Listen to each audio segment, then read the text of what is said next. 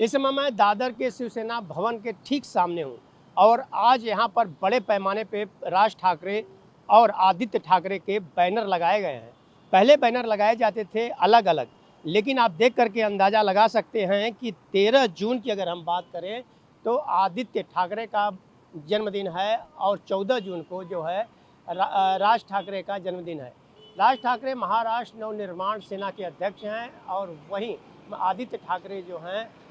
यह विधायक हैं शिवसेना यूबीटी के। मैं आपको बताना चाहूँगा कि पहली बार शिवसेना भवन अगर हम आपको बताएं तो उसके ठीक सामने यहाँ पर ये बैनर लगाया गया है और इनका कल जन्मदिन है और परसों जो है राज ठाकरे का जन्मदिन है। और वहीं दूसरी तरफ एक पोस्टर पे अगर बैनर देख करके यह अंदाज़ा लोग कयास लगा रहे हैं कि जो पिछले दिनों राजनीतिक गलियारे में चर्चाएं चल रही थी कि राज ठाकरे और ख़ास तौर से आदित्य ठाकरे और उद्धव ठाकरे जो महानगर पालिका का चुनाव है या निकाय चुनाव जो आने वाले हैं उसमें एक साथ मिल करके चुनाव लड़ने की बात कही जा रही थी और ये भी कहा जा रहा था कि इन लोगों के अंदर जो बात है वह बन चुकी है और उद्धव ठाकरे और आदित्य ठाकरे के साथ साथ राज ठाकरे जो मनसे प्रमुख हैं उनकी मीटिंग भी हो चुकी है, ऐसा कहना है सूत्रों का। आप देख रहे होंगे कि यह शिवसेना भवन के चारों तरफ जिस तरह से बड़े पैमाने पे पोस्टर और बैनर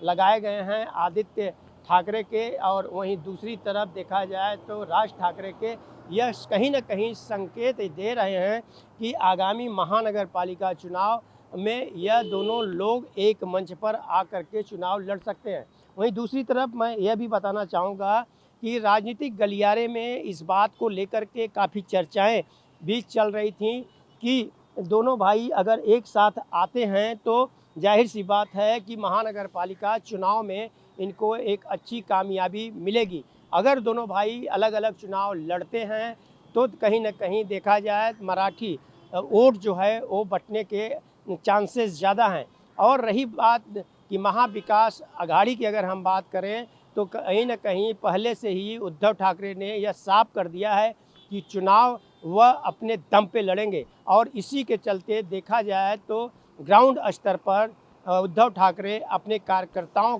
को मजबूत करने के लिए लगातार बैठकें भी कर रहे हैं। ऑन टीवी न्यूज़ के लिए कैमरामैन बाला के साथ हरीश तिवारी।